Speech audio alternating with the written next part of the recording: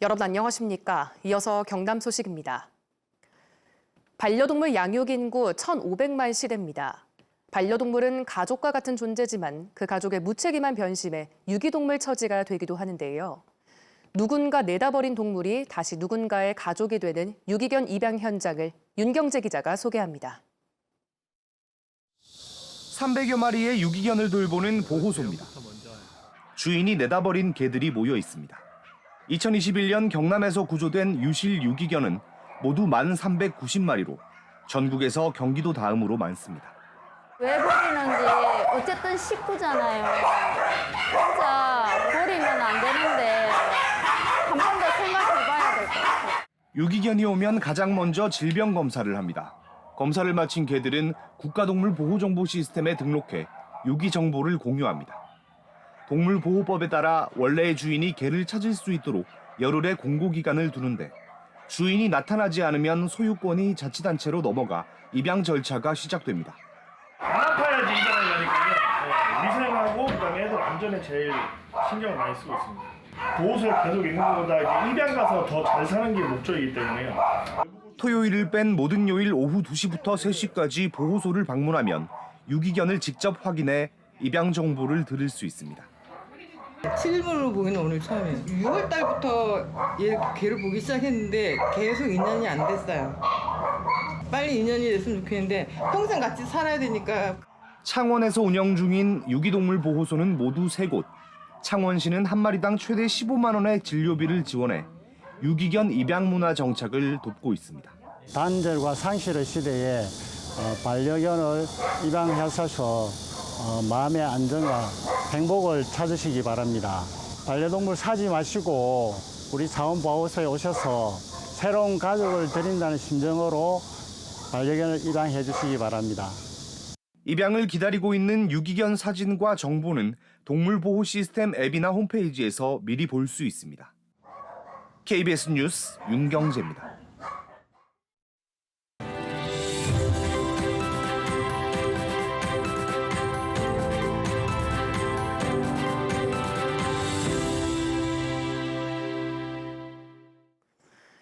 기후위기 시대 해법을 고민하는 연중기획보도 순서입니다. 연일 계속되는 폭염도 바로 기후변화의 영향일 텐데요. 일상생활에서 탄소 줄이기 방법을 알려 시민들이 자연스레 탄소 중립에 동참하도록 하는 마을 기후학교가 경남에서는 유일하게 김해에서 운영되고 있습니다. 김민지 기자가 소개합니다. 김해의 한 어린이집, 학부모들이 3355 모였습니다. 찾아가는 마을 기후학교 수업을 듣기 위해서입니다. 어디서 배출되는지 알아야 줄일 수가 있거든요. 그래서 우리가 할 수 있는 문제에 대해서 제일 많이 중점으로 이야기하고 있습니다. 갈수록 심각해지는 기후위기 관련 뉴스를 보며 사뭇 진지해지는 학부모들.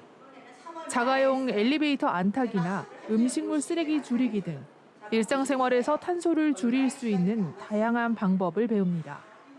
가정의 어린 자녀들, 다음 세대를 위해 탄소 중립의 중요성을 다시 한번 느낍니다. 메탄가스를 배출해서 지구 온난화의 주범이라고 하시더라고요. 그래서 저희 가족도 꼭 필요한 만큼만 조리를 해서. 학부모 등 시민을 대상으로 운영되는 찾아가는 마을 기후학교.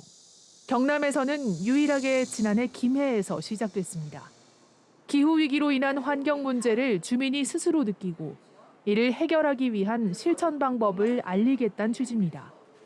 지난해 23개 단체가 참여해 탄소 줄이기에 동참을 약속한 기후시민 380여 명을 배출했습니다.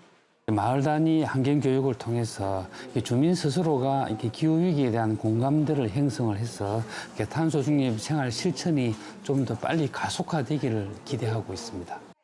김해시는 오는 10월까지 30개 단체를 대상으로 찾아가는 마을 기후학교를 운영하고 일상생활 속 탄소 중립을 적극 실천할 기후시민 900명을 양성할 계획입니다. KBS 뉴스 김민지입니다.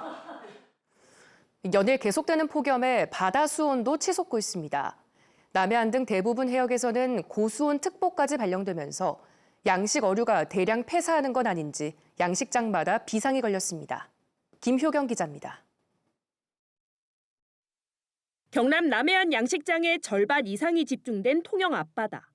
뙤약 배출 조금이나마 막기 위해 양식장마다 검은 차광막을 쳤습니다. 폭염이 지속되면서 한낮의 바닷물 표면의 온도는 평소보다 5도가량 높은 25도 안팎까지 치솟았습니다. 고수온에 취약한 조피볼락을 키우는 어민들은 물고기들의 활동량을 늘리기 위해 사료 공급을 줄이고 영양제까지 먹이고 있습니다. 좀 시원하게 해주기 위해서 면역 증강제하고 영양제 투여해서 일주일에 딱 하루 정도만 지금 사료를 투입하고 있거든요. 전국 가리비 생산량의 70% 이상을 차지하는 경남 고성군. 일부 양식 어가에서는 벌써 고수온 피해를 입었습니다.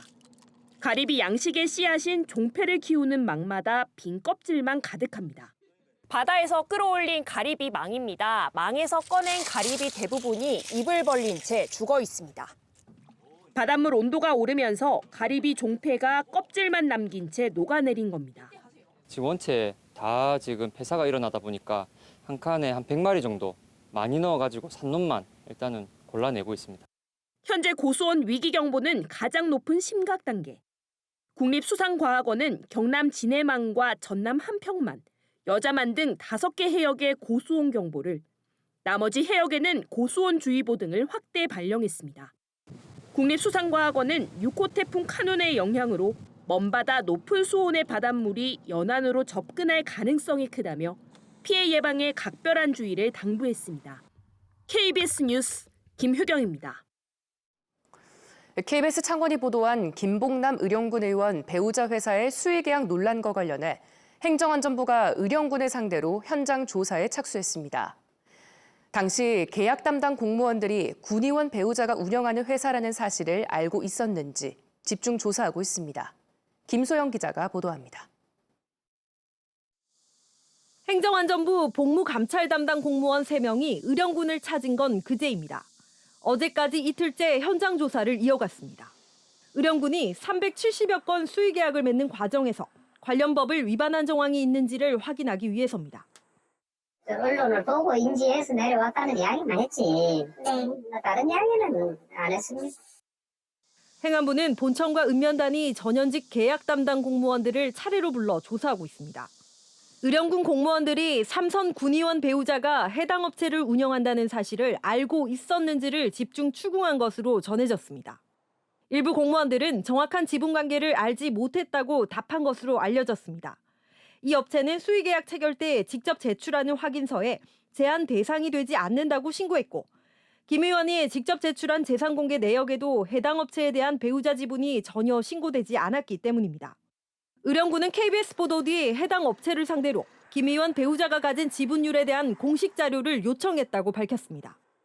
의원 단독으로 이런 수의 계약을 장기간 해왔다고는 저는 생각하지 않고 의령군의 어떤 묵인이나 방조 여부도 국민권익위가 나서서 좀 한번 알아볼 필요가 있다고 생각을 했습니다.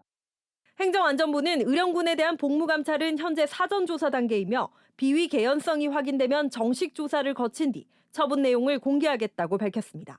KBS 뉴스 김소영입니다. 연일 높은 습도와 함께 폭염이 계속되고 있습니다. 우리 지역도 체감온도 35도 이상의 무더위가 이어지면서 폭염 경보는 계속해서 발효 중이고요. 낮 기온이 크게 오르면서 밀양의 한낮 기온이 37도까지 오르는 등 대부분 지역에서 36도 안팎으로 무덥겠습니다.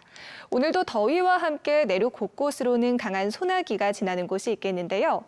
예상되는 강수량은 오후 한때 5에서 60mm 정도입니다. 한편 주말인 토요일과 휴일인 일요일에도 열대야와 함께 35도 안팎의 더위는 계속되겠고요. 내륙 곳곳으로 소나기 지나는 곳이 있겠습니다. 자세한 지역별 기온 살펴보겠습니다. 현재 기온 창원이 30도, 창녕이 27도를 보이고 있습니다. 한낮에는 창원이 36도, 의령이 35도로 어제와 비슷하겠습니다. 서부 지역도 진주가 28도, 합천이 27도로 출발하는 아침이고요. 한낮에는 진주가 35도, 거창 34도 예상됩니다. 바다의 물결은 남해 동부 먼바다에서 최고 4m로 매우 높게 일겠고 남해안으로는 너울을 주의하셔야겠습니다. 당분간 열대야와 함께 무더위는 계속되겠습니다. 날씨였습니다. 경상남도는 올해 도민이 잘못 낸 지방세 2억 7천여만 원을 돌려줬다고 밝혔습니다. 경상남도는 최근 5년 동안 과세 자료를 검토해 자경농민의 농지 상속세와 다자녀 가정과 장애인 차량 취득세 부과에서 비과세나 감면 혜택을 받지 못한 1000여 건을 찾아냈습니다. 10회 나노융합산업전이 다음 달 21일과 22일 이틀 동안 밀양에서 열립니다. 올해 산업전은 나노융합산업의 새 도약을 주제로 산업전시회와 수출상담회, 체험행사 등이 진행됩니다. 나노산업기술과 정보교류, 투자유치를 위한 나노융합산업전은 2014년 시작된 나노기술 관련 동남권 최대 전시회입니다. 김해시가 상수도 분야 안전관리계획과 주요 위기 대응 체계를 구축했습니다. 김해시는 수돗물의 안전한 공급을 책임지기로 하고 상수도 배관 관리를 중심으로 낙동강 표류수 수질 사고와 정수장 사고 등 6가지로 분류해 가상훈련과 실제 대응 등을 체계화했습니다. 경상남도가 오는 6일까지 마산 어시장과 남해 전통시장에서 온누리 상품권 환급 행사를 마련합니다. 이 기간 두 시장에서 국내산 수산물을 사면 구매액의 30%, 한 명에 최대 2만 원까지 온누리 상품권으로 돌려받을 수 있습니다. 김해 중부경찰서는 건물 12층에서 고양이 2마리를 던져 죽게 한 혐의로 고양이 주인 30대 남성 A씨를 검찰에 송치했습니다. A씨는 지난 6월 김해시 한 오피스텔에서 고양이 2마리를 건물 바깥으로 던져 죽게 한 혐의를 받고 있습니다. A씨는 본인이 고양이를 던지지 않았다며 혐의를 줄곧 부인했습니다. 뉴스를 마칩니다. 시청해주신 여러분 고맙습니다.